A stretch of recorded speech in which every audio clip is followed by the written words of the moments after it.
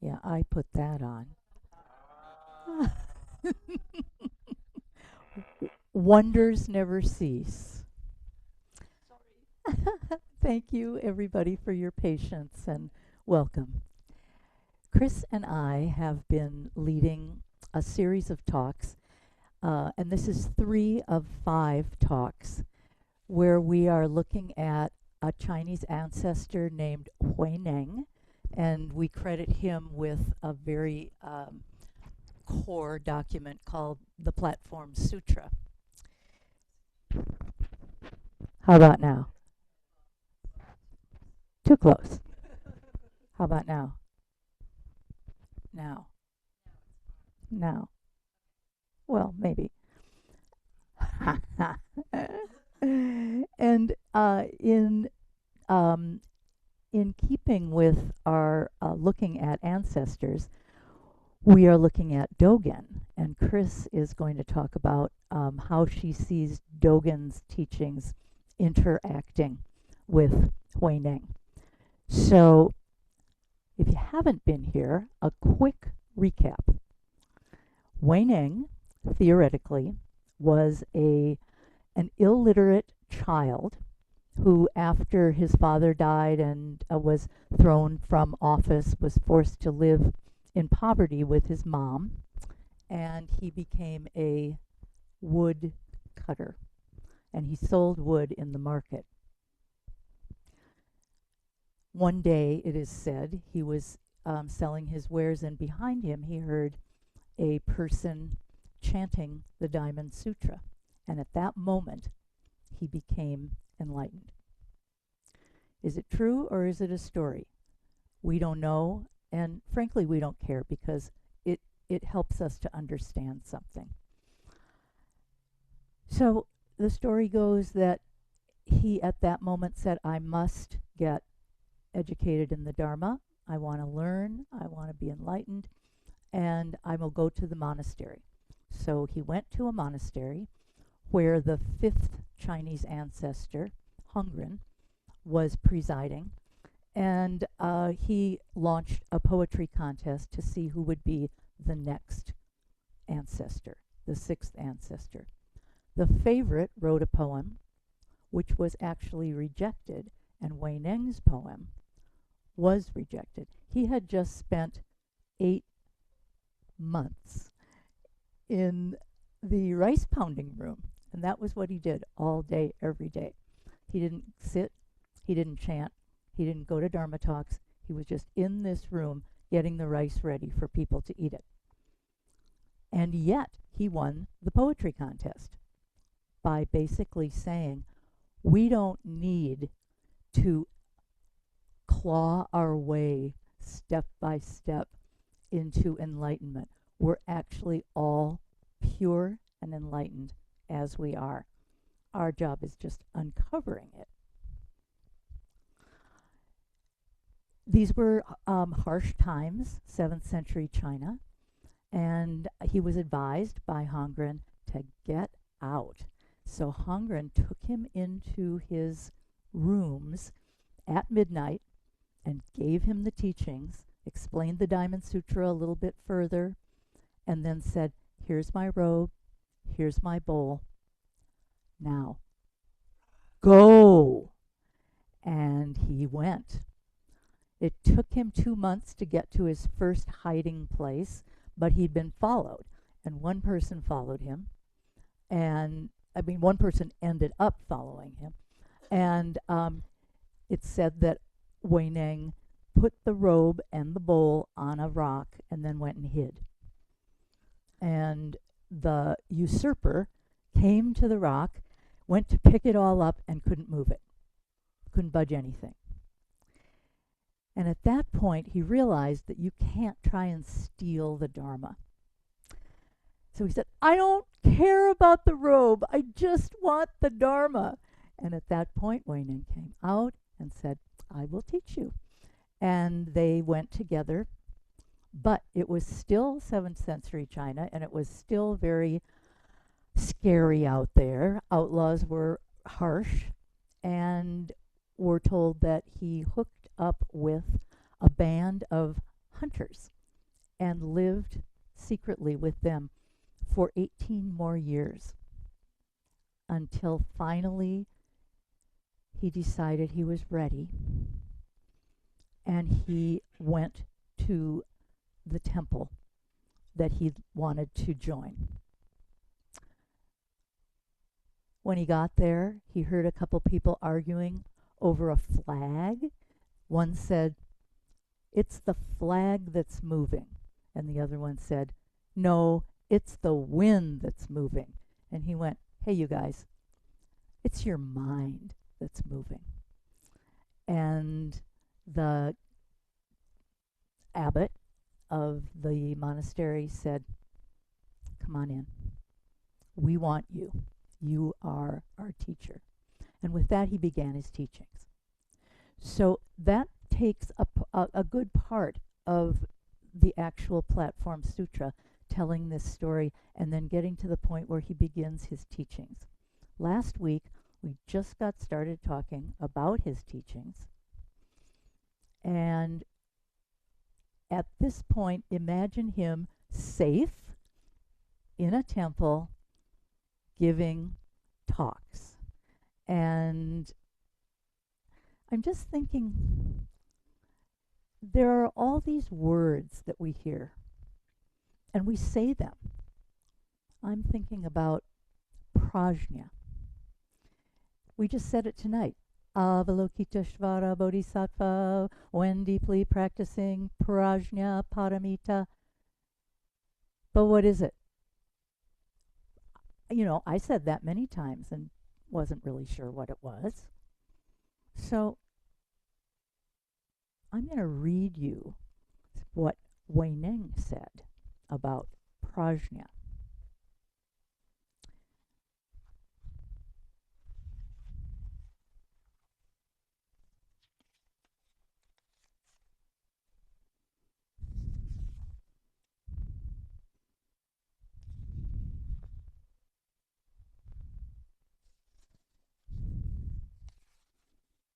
Okay.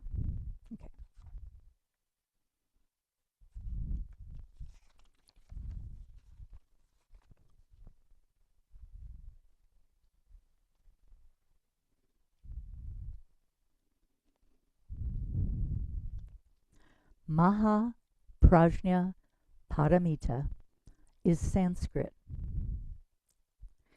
In our language, it means the great wisdom that leads to the other shore. This teaching must be practiced and not simply chanted with your mouth. If you chant it with your mouth but don't practice it, it's like an illusion or a mirage. But the Dharma body of those who practice it is the same as a Buddha's.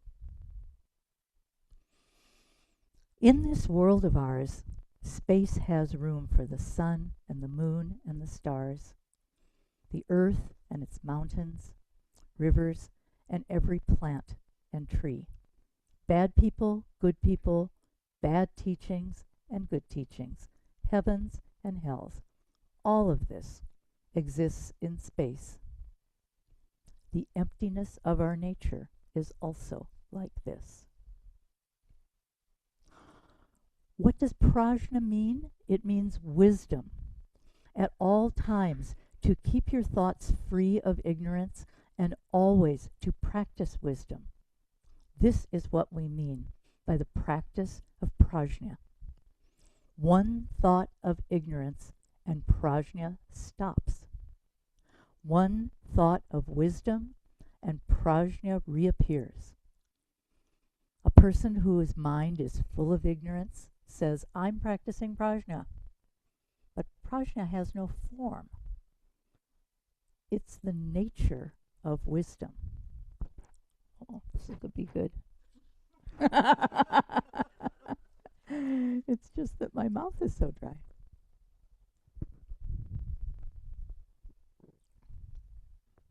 Again, thanks for your patience. What does paramita mean? This is Sanskrit. In our language, we say, "What leads to the other shore?" which means what transcends birth and death. When we are attached to objects, we give rise to birth and death, like when waves form on the water. This is what we mean by this shore.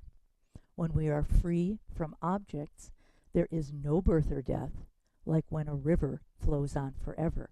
So we say it leads to the other shore. This is what we mean by paramita.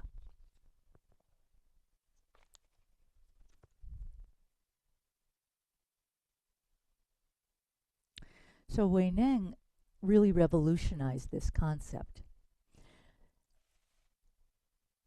And in his talks about prajna, and of course he talks about it all through the sutra, the main things are that we have inherently got a prajna, wisdom, nature, that it isn't created by seated meditation or acquired from outside sources. So isn't it ironic, as committed Buddhists, we sit and sit and sit and sit and study and study and study and study.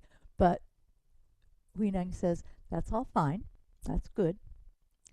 You are already perfect inside. You just have to find it. And then he talked about no thought. And Chris is going to tell us a little more about that in a little bit. The practice of prajna means keeping the mind free from mental constructs and not abiding in any single thought. And if you remember, if you were here the first class, we talked about the line that Huineng heard when he was a woodcutter and someone was walking by, and it basically said, just live with a non-abiding heart, or a non-abiding self, a non-abiding mind.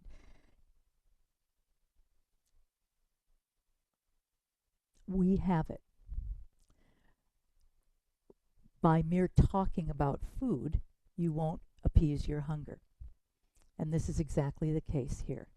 Talking alone won't enable us to realize the essence of mind, and it serves no purpose in the end. What we have to do is put it into practice with our mind.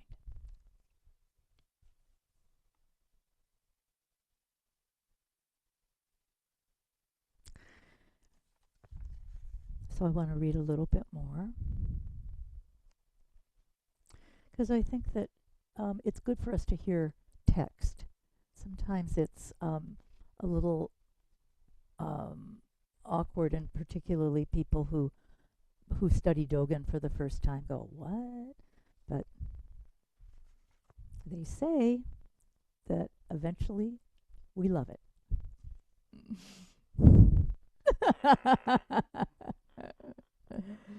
Yeah. Oh, okay. I have to tell you that my iPad and my book have two different page numbers. So I'm looking at, what am I reading on this page? And okay, here we are.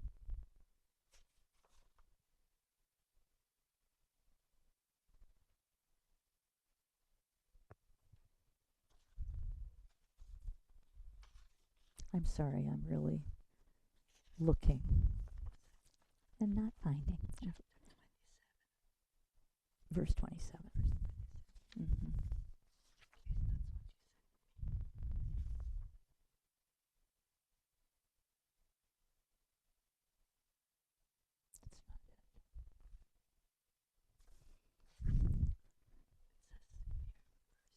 Oh, I know it does. I know it says that. Okay.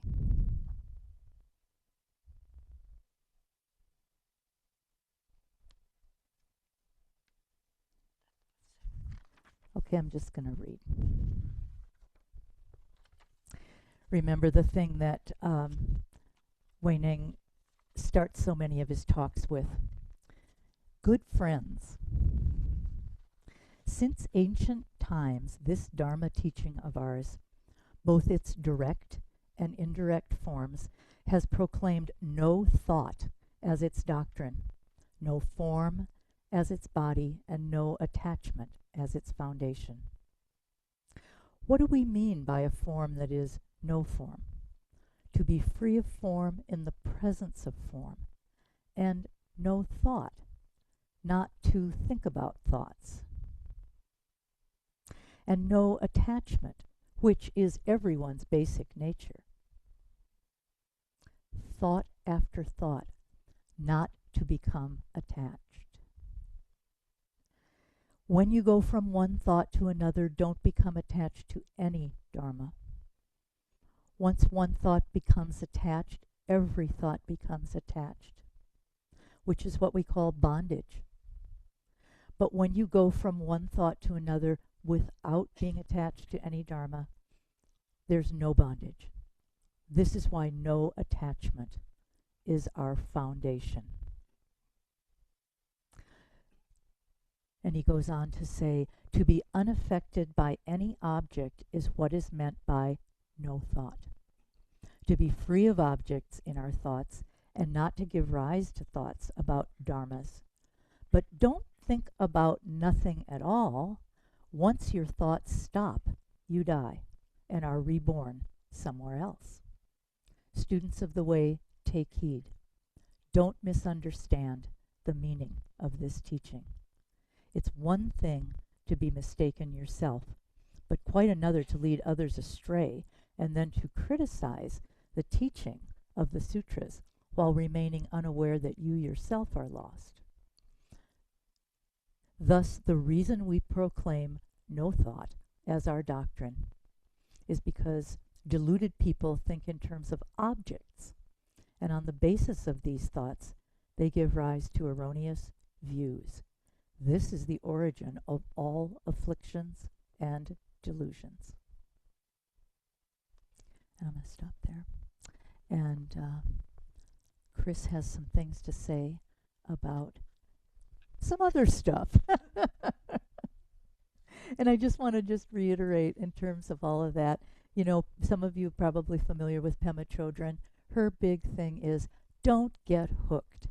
You're going to think that's who you are. You're gonna be attached to objects. That's who we are. Just don't get hooked.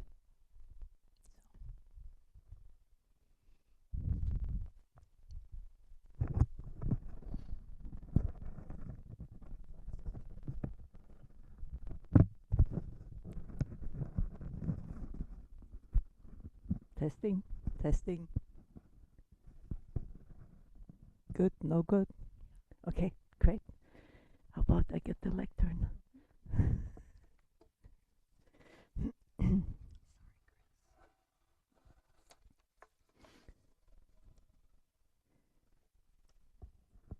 So the first talk was entering the mirror. The second was pounding the rice. And I think that the third one should be unhooking the mind. Hannah has just so nicely introduced us to Huineng's understanding of prajna, wisdom, no thought, and the inseparability of meditation and wisdom. Those teachings became foundational for the Zen tradition that Dogen inherited nearly 600 years later. So Dogen founded or ended up being the founder of our Soto Zen lineage. When he was a young man, he traveled to China and found his teacher there. He returned to Japan, and the first thing he did was write some very interesting documents. One is Fukanza Zengi, recommending Zazen to all people, and the other one was Bendowa, basically introducing his method of meditation to Japan. So when Dogen traveled to China originally, he was not looking for a new Buddhism. He was trying to understand the Buddhism that Huineng helped shape originally. So rather than asking does Dogen agree with Huineng? I think it's more interesting to ask, what does Dogen do with these teachings 600 years later? How did he receive those teachings, or deepen them, or bring them into the very ordinary reality of our lives? So I confess I do like Dogen a little bit. And I noticed that he never starts with presenting us with techniques. He starts with questions. If Huineng is right, and wisdom is already within us, if meditation and wisdom cannot ultimately be separated, if awakening is not something we acquire from the outside, then what exactly are we doing when we sit in Zazen? Why practice at all, which was Dogen's original question. If we already possess Buddha nature, why spend all these hours staring at a wall? Well, those are not small questions. They are actually the questions that gave birth to Bendova, one of Dogen's earliest and most important writings.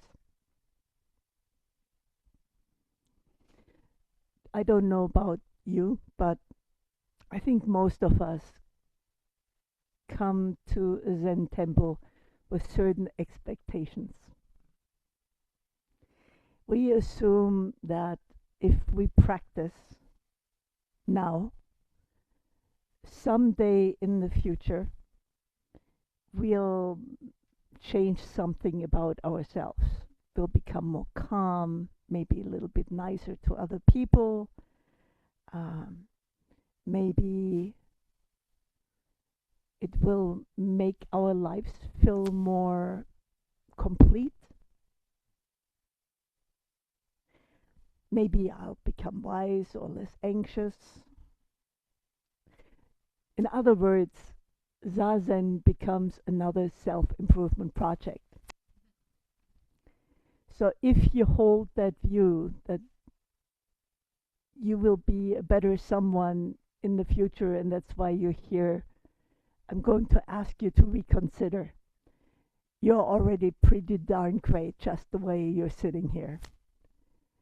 You don't need to get fixed. You're already you.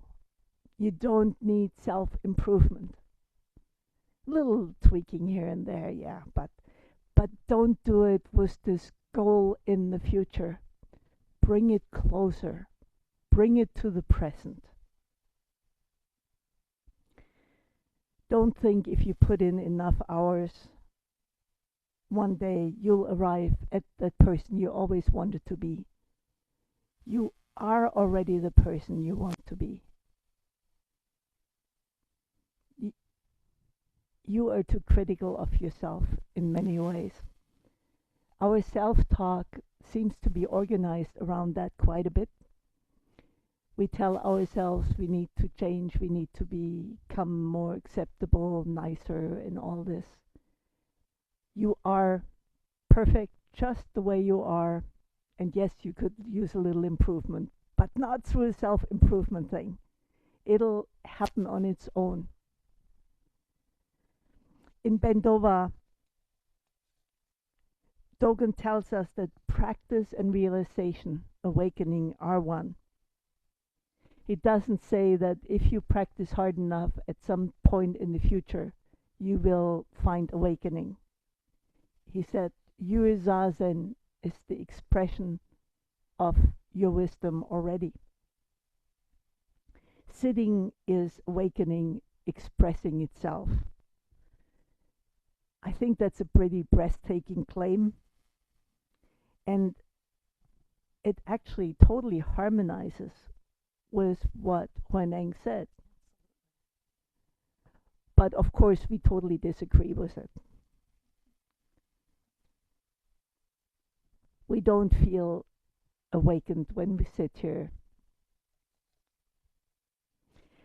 Dogen says that realization is already functioning in sincere practice. Of course, that raises another question. If wisdom is present, if practice and realization are already one, why doesn't it feel that way? Why do we spend so much of our lives anxious, distracted, and angry? Or lost in our own stories? To me, this is where Dogen becomes so practical. And it's the problem that he's trying to solve. And now we can take a look at how he solves it. And can I just jump in here Yep. and remember in verse 13 where Huineng says, "Good friends, meditation and wisdom are of one essence and not two." And he likes to do these little word plays. Meditation is the body of wisdom, and wisdom is the function of meditation. I'm going to repeat some of the key points. And I'm trying to approach the same theme from different angles. So maybe I'm not the most eloquent person. Maybe something becomes a little clearer. So Huineng speaks about no thought. Dogen speaks about non-thinking. We hear that, and instantly we see this Zen person, sitting there, immovable, thoughts, calm. It's not really that way.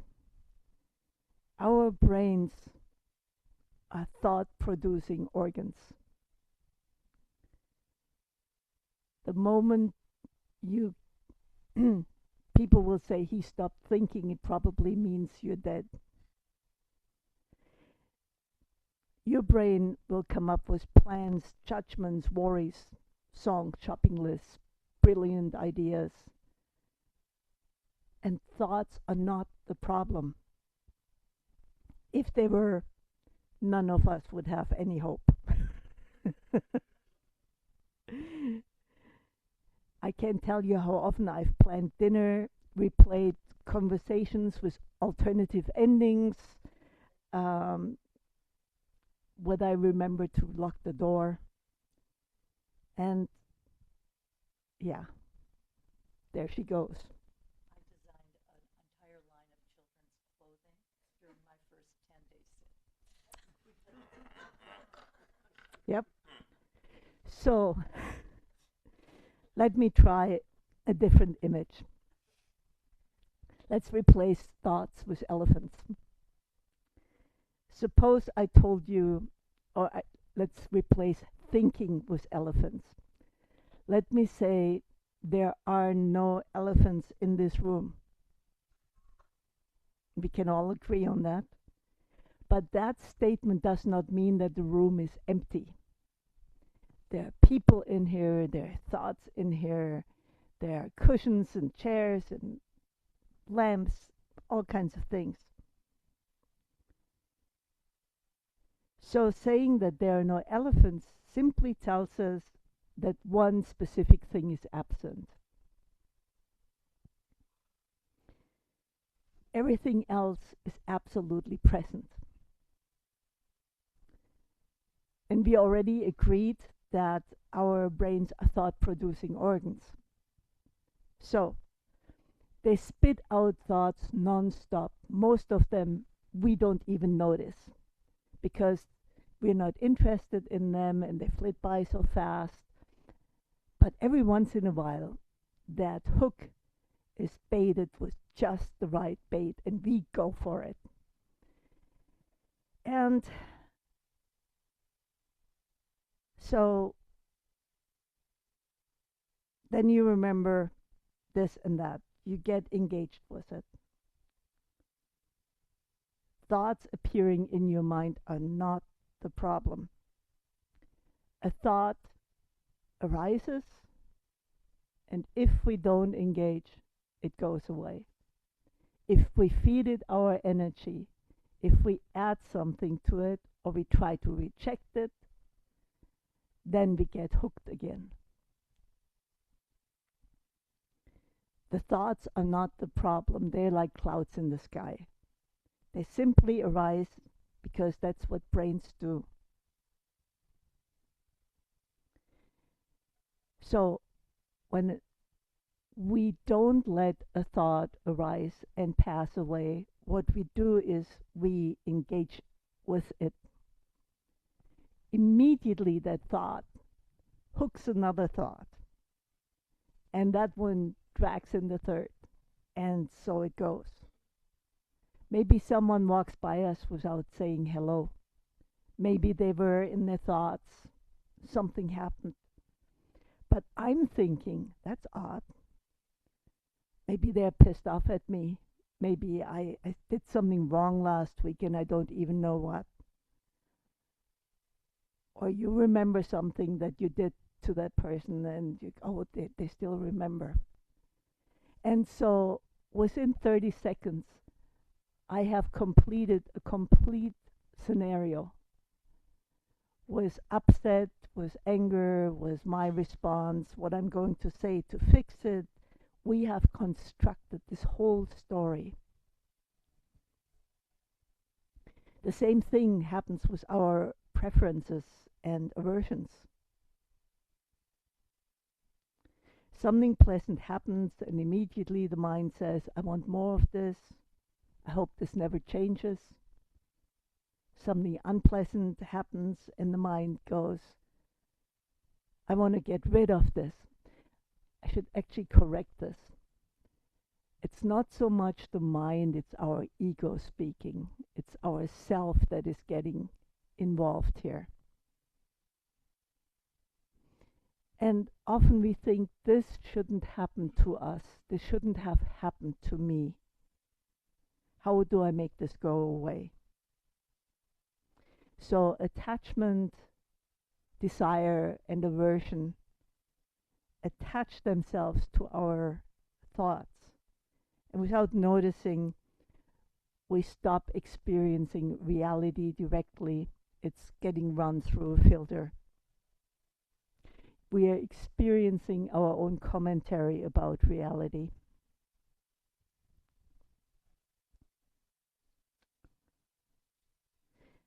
I'm thinking how much this resembles social media. You open TikTok or Facebook Reels, intending to watch one short video. An hour later, you go, what did I just watch? Before you can take a breath, the next video is flung at you. It's not about content, it's about engagement. And our thoughts work the same way. Our brain wants us to engage. It doesn't care about the content. The ego wants to reaffirm itself. So it strings you along, thought after thought after thought.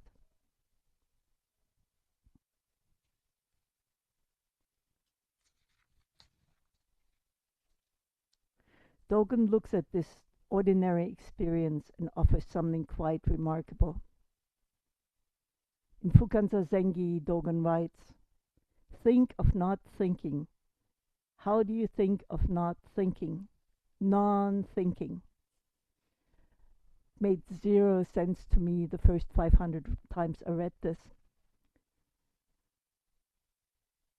I was thinking he was describing something that only these Zen people can experience. But it's exactly what I described. It is being the observer in your own mind, watching thoughts arise and fall away without engagement.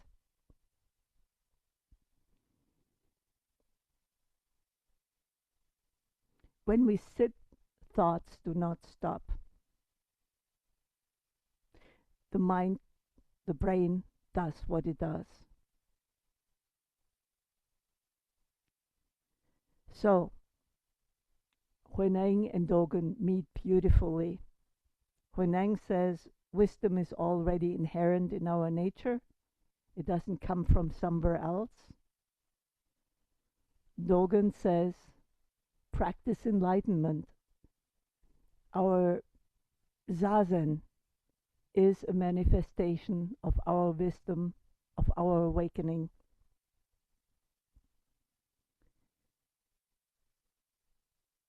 So when we go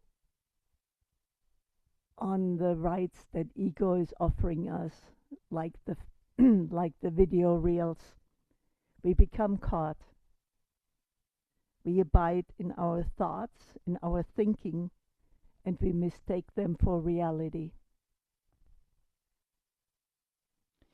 One of the things that I find absolutely fascinating is how quickly thoughts disappear when I do not feed them.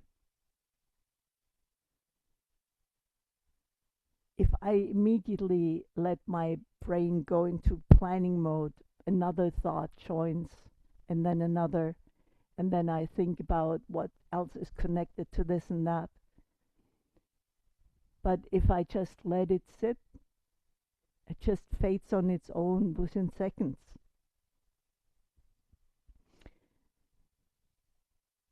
So that has been one of the great discoveries in practice for me. I used to believe it was my thoughts that were the problem. I think this is what Dogen means by non-thinking, just being present with what is, to become an observer within my own mind, not to let the thoughts create chains and drag me along.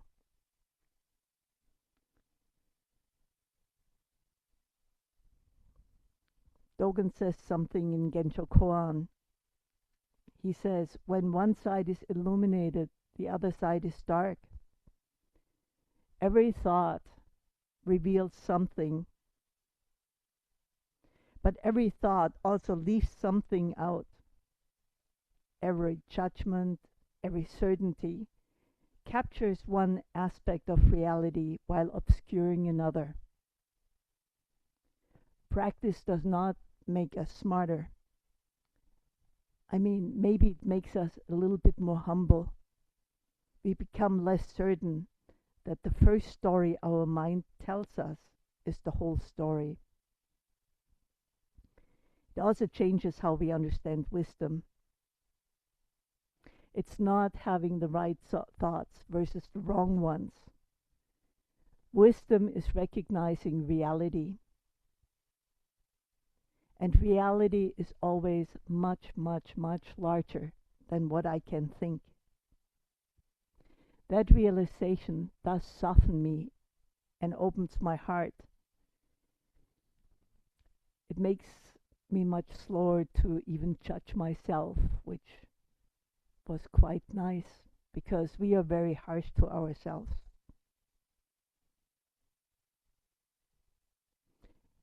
Let's all be willing to remain a little bit more curious. That is why Dogen says in Bendova that practice and realization are one. Let's not think if we crank out our practice, one day we'll arrive at non-thinking. Dogen gently turns that upside down. Each time we get caught by a story, we simply return to our breath. Every time we loosen our grip on a thought instead of tightening it, practice and realization are expressing themselves.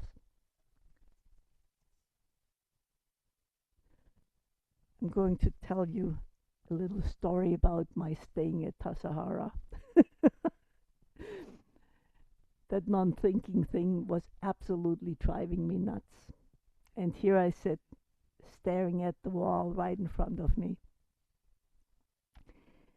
And my thoughts were just like my continued thinking. It was just bothering me. And hour after hour of zazen, starting at 4:50 in the morning till 9 in the evening. I got so tired of this thinking, and all of a sudden, in the wall in front of me, uh, one of those hidden safes in the wall opens. It's lit up all red inside, and it had like this feeling attached to it. Put your thoughts right there. So I went ahead and I took my thoughts and I put them into that safe deposit box. And for me, that was a crutch that I used.